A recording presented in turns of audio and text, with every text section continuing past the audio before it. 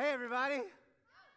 Welcome to COVID Sunday. If you hate COVID, raise your hand. Oh, I hate COVID too. If you don't have your hand up, shame on you. Anybody want to borrow my mask? No, I'm just kidding. Well, man, I'm so stoked to be here. Hey, sixth graders, I know you already raised your hand. I was sitting there watching you. I want to say hello and welcome to DBSM.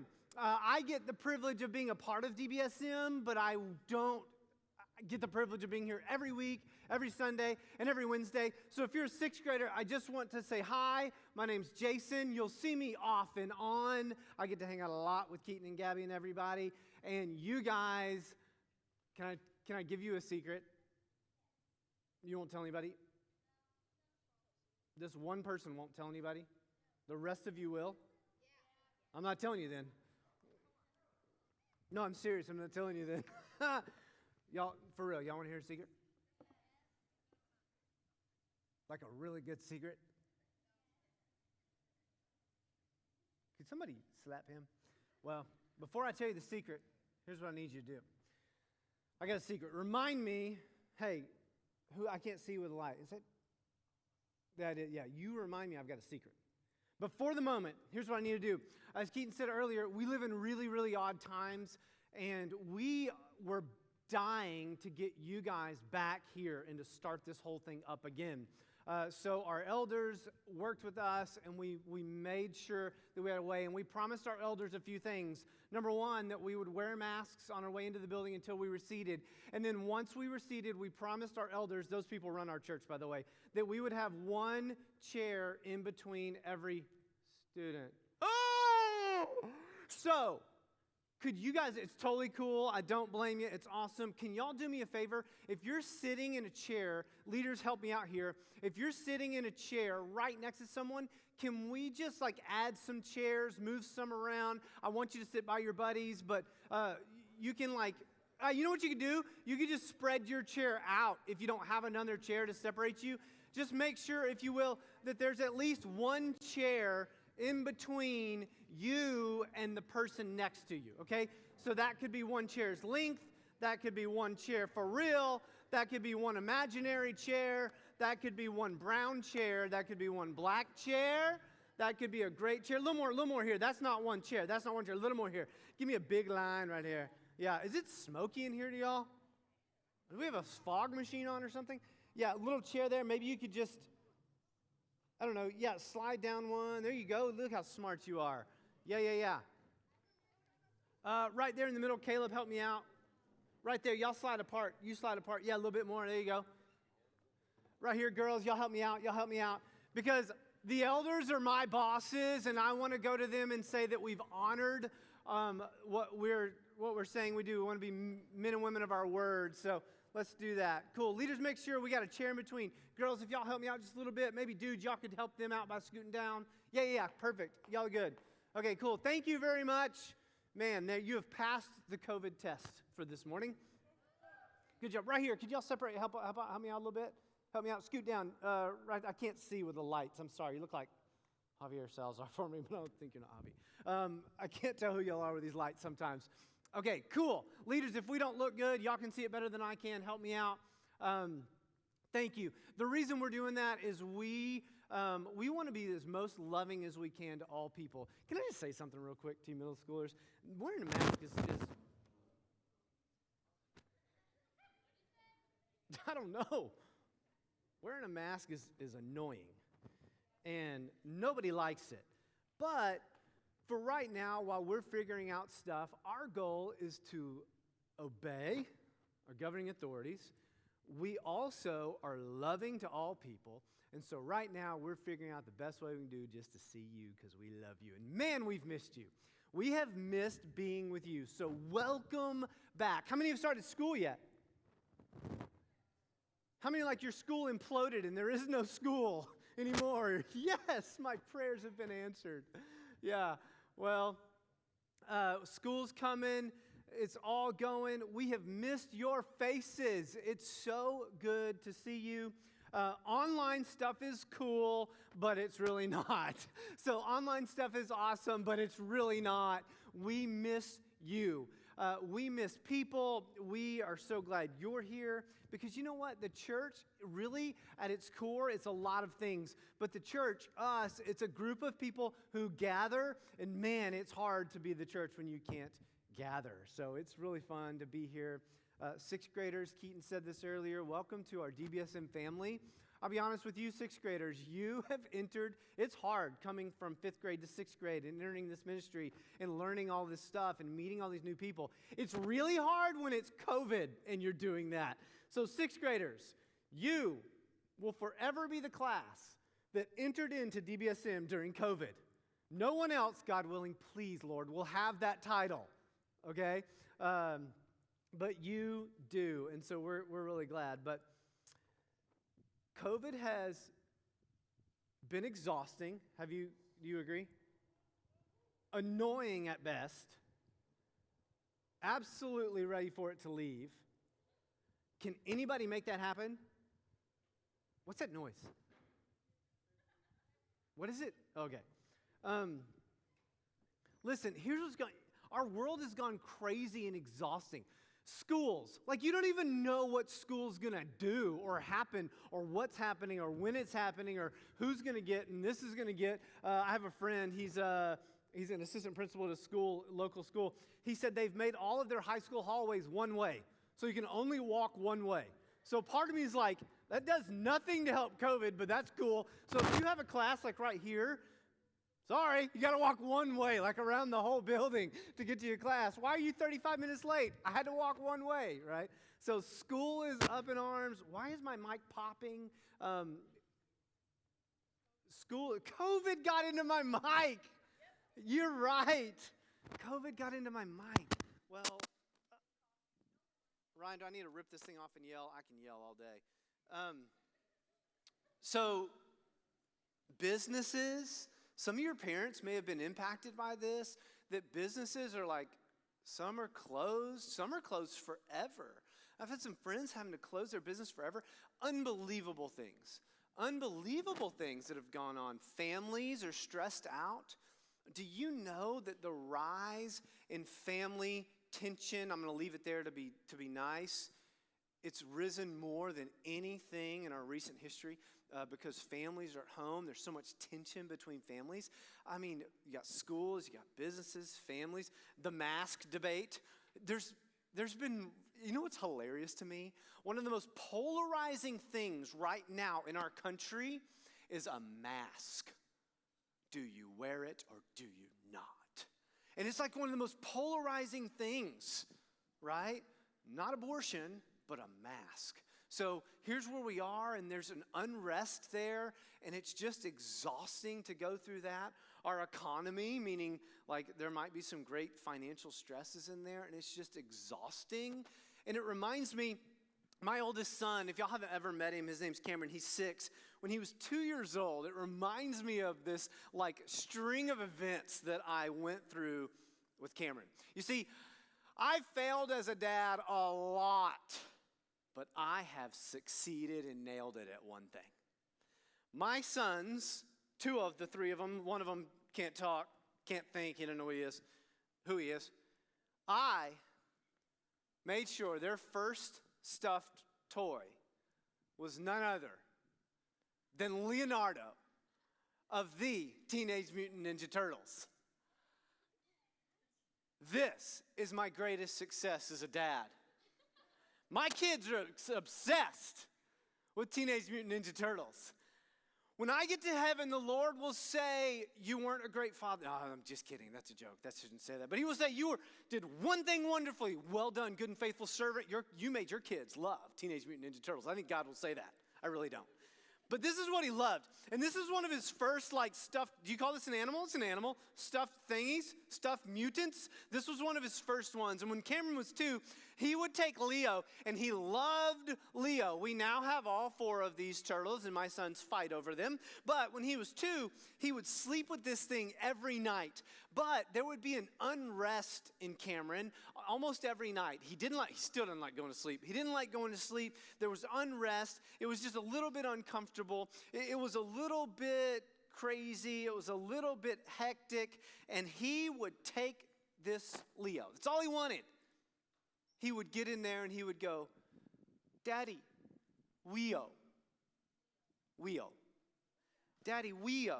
And he would get grumpy and he would cry. It kind of reminds me of where we are today. Like, we're grumpy, we're frustrated, we're uncomfortable, and we're kind of like Cameron going to bed.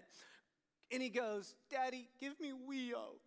Give me Weo. And he wants Weo so bad. And so I would go and I would scour the house to find Weo. And I would give him Weo. And he would crawl into his bed. And he would hold Weo. And you know what he would do? I don't want to go to bed. I don't want to. He would cry and whine, and he was still uncomfortable, even when I gave him Weo. Isn't that crazy? That he would do this, and he would repeat this cycle. And then, finally, he would stretch out his arms and say, Daddy, Daddy. And he would put down Weo, and he would look for me, and I would hold him, and I would hug him, and I would say, it's okay. And he would get calm. And then he would say, I'm ready to go back to bed. And I'd lay him in his bed. And you know what he'd do? I don't want to go to bed. I don't want to go to bed. Give me Weo. And I would hand him Weo. And he would snuggle Weo. And he would crawl in his bed. And you know what he would do? Oh, give me Weo. But Weo was his favorite toy, and he looked to this to find rest, but when he got it, it didn't give him what he thought it would. I thought about my son because right now there's so much of us that there's just this unrest. There are these burdens that are unprecedented to us. What's your Leo?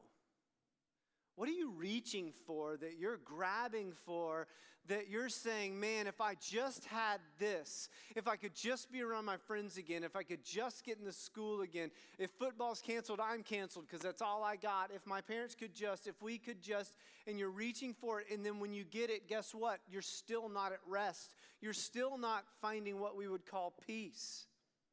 There's no comfort in this stuffed toy, yet the cycle is repeated and the cycle is repeated. So when someone asks you the question today, hey, how are you doing? And you've answered something along the lines of, man, I'm okay, but I'm so over COVID.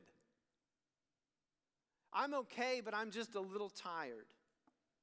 I'm okay, but man, something's off. We have burdens that cause unrest, especially now.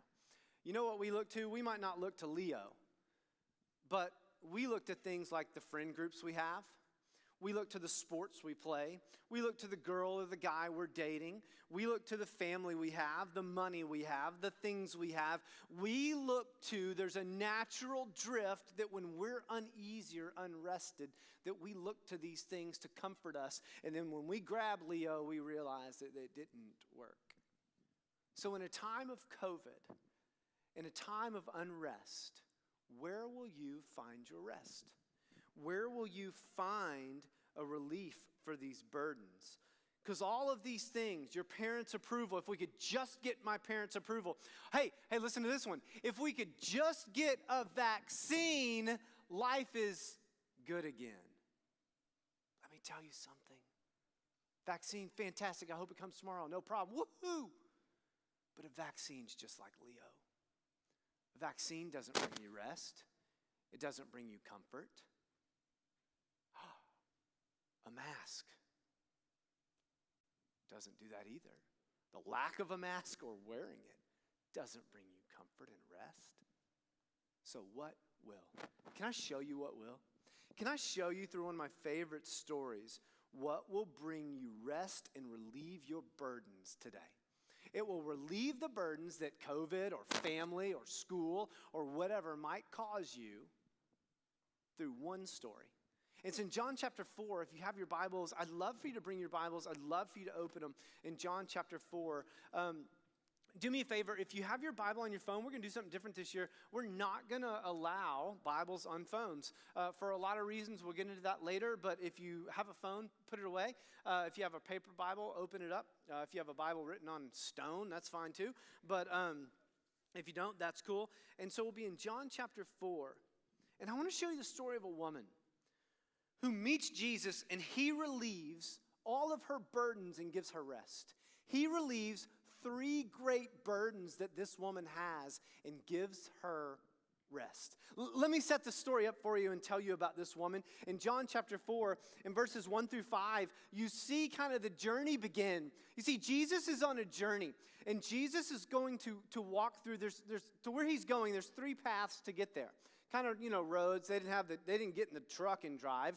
They, didn't have those things back then. And there was one place called the King's Highway. Not important, but it went through a place that's important. The place was called Samaria. Now, here's the crazy thing. Jesus was a Jew. The Samaritan people were actually hated by the Jews and vice versa. You know why? Because the Samaritan people were actually kind of half-breeds. There was some fighting and some conquering, and we captured them and whatever. And so the Assyrians, these people, they took the Jews, a group of people, and they married them because they were trying to literally breed them out of existence. And so the Samaritan people were half-breeds. They were half-breeds, and they also rejected the Jewish God, Yahweh. And so they were not liked by Jews. So if a Jew was walking down, a Jew would go around Samaria, but Jesus didn't go around. Matter of fact, if you look at the passage, it says this in verse 4, that Jesus had to pass through Samaria. He didn't physically have to. There were other routes to go. But you know why he had to? Because there was a woman who was at a well, who was a Samaritan woman that he had to meet. And he knew it. And so he's walking through because this woman is full of burdens. This woman is full of unrest. And Jesus is going to what some call a divine appointment to find this one woman. And this one woman, here's something crazy about her, because think about this. For Jesus to go through Samaria is like, any of y'all play football? Well, like if there were football still. Yeah. Where do you play at? Crumb, do you have a rival? Do you have a team that, like, we don't like? Aubrey. Anybody from Aubrey? Anybody play football at Aubrey? Dang, I wanted to start a fight. Well, hey, so let's say Crum and Aubrey are playing football, and me and Billy are at the game watching you beat Aubrey, unless there's somebody from Aubrey in here. We'll talk later. And we're watching you, and I'm going to go get a hot dog. I got 2 choices. I can walk through the Crum section.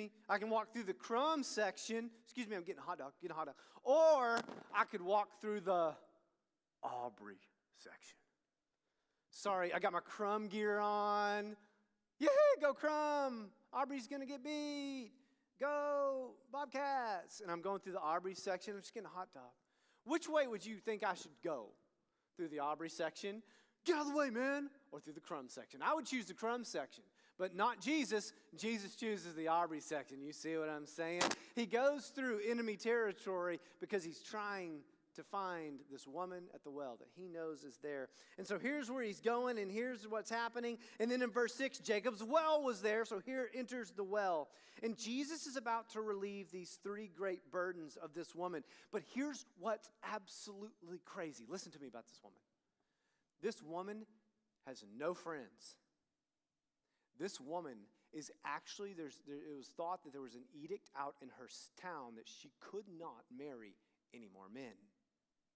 Because this woman had, in a sense, a scarlet letter, if you've ever read that book, on her. This woman was despised by not just the Jews, but the Samaritan people as well. Matter of fact, if you see that this woman said in verse 7, a woman from Samaria came to draw water, and it was the 6th hour. You know what the 6th hour is? It's noon. Now, if you wake up in the morning and you want to make a cup of coffee, what do you need? Water. She went at noon. Guess when everybody in the whole town goes to get water? Not at noon. You know why? It's hot at noon. You don't go get water at noon, because if you get water in this time, this woman, check this out. This woman's getting a bucket, like she's putting it on her head or something, and she's carrying the thing. Water. She carries it back, and that's how she gets water. Everybody does that in the morning and the evening because it's cool, and that's the beginning and the end of the day. She goes at noon. Now, if nobody liked you and everybody thought you were the scum of the earth, why would you go get water at noon? Because nobody would see you. But there was one who came at noon to the well to meet this woman, to relieve her burdens and give her rest. He starts by doing this. There was this relational burden that this woman had. You guys ever have burdens relationally?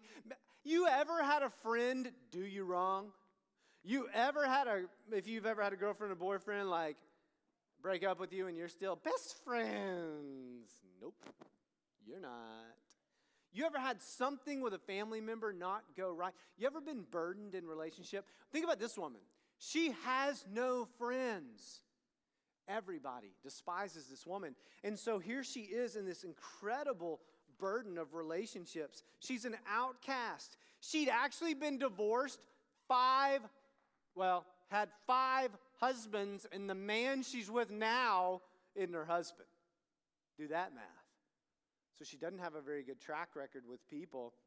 And she has this relational unrest. Now, be real smart here. Are there some kids, students in middle school, who will do anything, and I mean anything, to feel loved or accepted by friends or girlfriends, boyfriends? Yes. Is it a temptation for you to do it too? Yes. Why? Because you, like her, have an unrest relationally. She doesn't like it that no one likes her, and you wouldn't either. Matter of fact, guess where she tries to find that fulfillment? I'll give you a hint. She's tried 6 times. Husbands.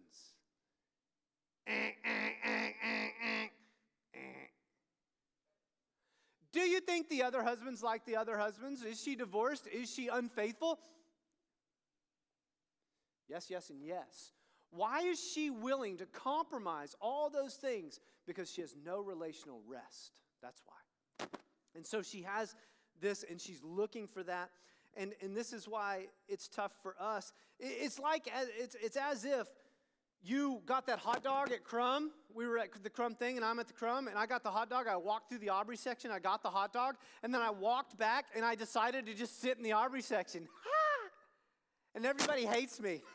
Go Chaparrals. Woo! And they start punching me and throwing stuff at me. I don't know. Pretty soon, you know what I do? Yeah, silly Bobcats. I don't like them anyway. Let's go Chaparrals. Because there's this unrest in us relationally. She has it too. She's tried to find it in husbands, but she can't. She's tried 6 times. It ain't working. So here's what Jesus does. He says to her, give me, in verse 7, a drink. She says, give me a drink. And you know what? What does the woman say? Anybody have a Bible while I switch this mic out?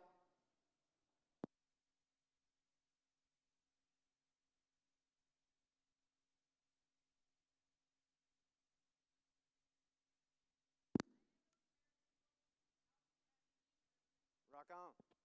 I'm a Jew. You're a Jew. I'm a Samaritan woman. How are you going to ask me for a drink? Don't you hate me? Don't you not like me? Watch this. Watch this in verse 10. Are you ready? He's about to relieve her relational burden. Jesus answered her, if you knew the gift of God and who it was that is saying to you, give me a drink, you would have asked him and he would have given you living water. He said, no. If you knew who was asking you, it's not about the water. If you knew that I was inviting this. By the way, what's she thinking right now? Who's the only people that would drink after me? My friends and my family. And Jesus says, count me as one of those. But see, this woman thinks as a Jew, you'll be unclean, drink after me. And Jesus says, no, don't you know I touch lepers and I heal them? You see, she doesn't know that she's encountered the one relationship that will relieve the burdens of all her relationships. She doesn't know that her burdens that she carries relationally will be relieved in the moment she enters into a relationship with this God-man. She just didn't know who he is. If you knew who I was, I'm not a husband, I'm a Messiah. He said, if you know what I would do, I'm not going to give you water from this well. I'm going to give you living water, which is salvation, something that will give you a joy and a peace and a comfort you'll never understand outside of that. So he says, girl, you missed the point. And he offers her relief relationally, saying, enter into a relationship with me. Then there's this physical burden that she has. She also has a physical one. In verse 11, she brings it up. She said, sir, you have nothing to draw water with. The well is deep. Where are you going to get this living water? She doesn't get it. What do you mean living water? Like indoor plumbing? Like you going to get Ozarka to my house? What are you talking about? No. She said, are you greater than Jacob? Like it's his well. How are you going to give me water? That's a physical burden. Multiple times a day, this woman has to go and physically be burdened by getting water, and she wants that relieved. And Jesus says, because pain reveals our unrest. Your pain, emphasized maybe through these last few months, reveals where you're not resting, where you're burdened. It's revealed, and Jesus says relationally you'll find comfort and rest in me, and physically you will in me as well. This is what you physically do. She says, give me indoor plumbing, and I'll never have to show my face again, and I can hide from the world. You ever feel that way? Just make it where I can hide from the world. When I was little, I used to tell my mom, Mama, I want to be a cat. My mom would say, oh, that's weird. I want to be a cat. I can remember this. Because all a cat does is sleep and eat and play. I want to be a cat. That's what I did, really. Sometimes I look at my big fat cat and go, it doesn't look too bad. But hiding from the world like a big fat cat is not an option.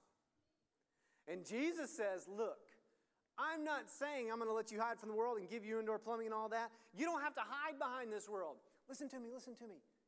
You don't have to hide behind your cheerleading status, your straight A status, your athletic status, your parent status, your money status. You don't have to hide behind that.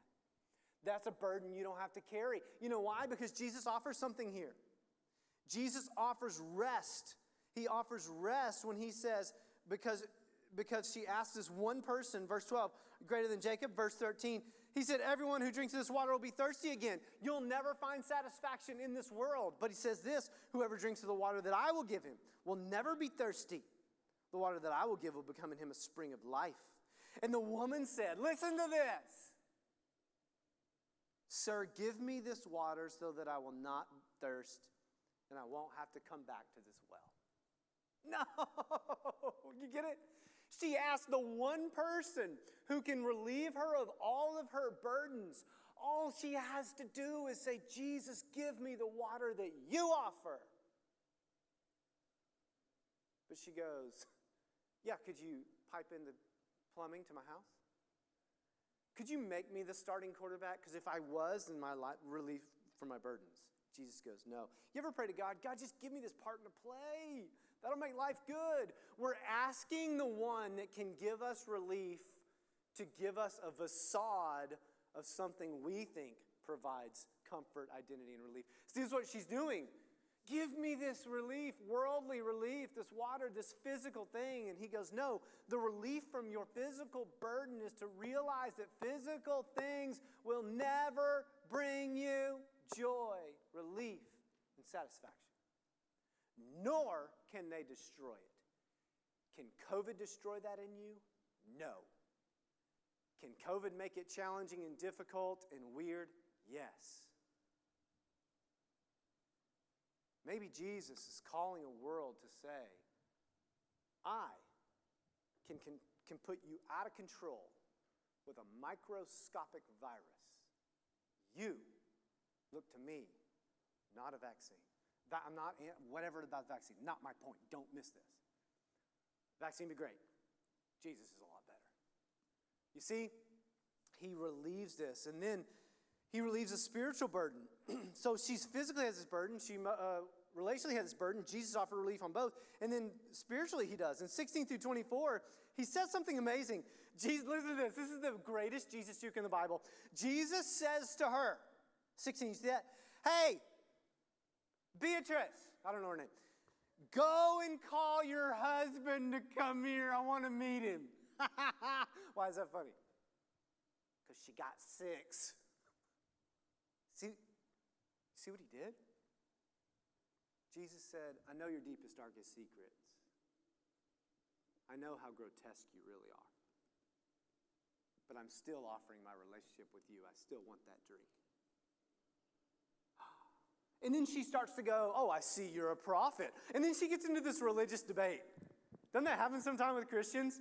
You're like at school or something, and somebody hears you're a Christian. They go, oh, well, I think that, oh, and you're like, oh, if I can just debate them and beat them in an argument, they're going to come to Jesus. Nope. You ever known anybody that just got humiliated in an argument and you were so rude to, and they go, God, I want to know your God.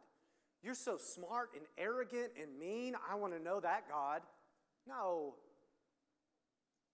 So Jesus, this is a famous verse. He goes, listen, she starts debating on where you're supposed to worship. And he goes, look, there will be a day where you just worship in spirit and truth, woman. Your religion burdens you. Because your religion says, if I can only fix this, be better here, and perform enough for God, I'll be good. And Jesus says, no, let me relieve you of this spiritual burden you got, woman. And here's how he does it. He offers rest in all these things in the greatest verses of the story. Verse 25. This is amazing. You are going to be the smartest middle school person in the world in John chapter 4. The woman said to him, verse 25. Read it if you have it. I'm reading it in your head. I know the Messiah is coming. That's after the religious debate. And he says, look, it doesn't matter. The religious debate doesn't matter. He said, there's a spirit. It's about your heart. You're going to worship the Messiah. And she goes, oh, I know the Messiah is coming. I know the Messiah is coming. He who is called the Christ. Who's she talking to? That guy? She doesn't know it. When he comes, she doesn't believe it's him. He will tell us all these things. In other words, she says, religious prophet man, go away. When the Messiah comes, he'll tell me these things. Jesus says something that he doesn't say. It's the only time he says it before his trial. You see, in the book of John, Jesus calls himself 7 times the I am. It's a statement that comes from Moses. Whenever Moses says, God, who should I say sent me when I go out there and tell him to let him go? He said, you tell them Yahweh. It means I am who I am. You tell them I am sent you. She says the Messiah is coming. When he comes, he'll tell us all these things. And Jesus offers rest in one statement. He says this, the Greek reads this way. Jesus said to her, I am who speak. The woman is trying to find rest relationally, physically, and spiritually through all her own efforts and all her own wisdom. And she says, when the Messiah comes, he'll give me rest. And Jesus said, I am who speak. It's the only time Jesus identifies himself as Messiah before his trials and his crucifixion. Man, I am who speak. Rest is offered to you today in Jesus alone. In a world full of COVID, Jesus is not off his throne. The Lord's arm has not grown short. In a season of COVID, when you look for relational rest because relationships are fractured right now because we're distanced, spiritual unrest because, man, maybe it's a little tough not being at church as much, physical unrest, meaning just physically things are just off, school, just the physical world, and Jesus says, you find rest in me. You're looking in the wrong places. COVID cannot destroy the rest and the peace that Jesus gives. Verse 27, the disciples come back in. They said, hey, why are you talking to her? So the disciples came back in from town, and they go, whoa, Jesus, she's a Samaritan. Why are you talking to her, bro?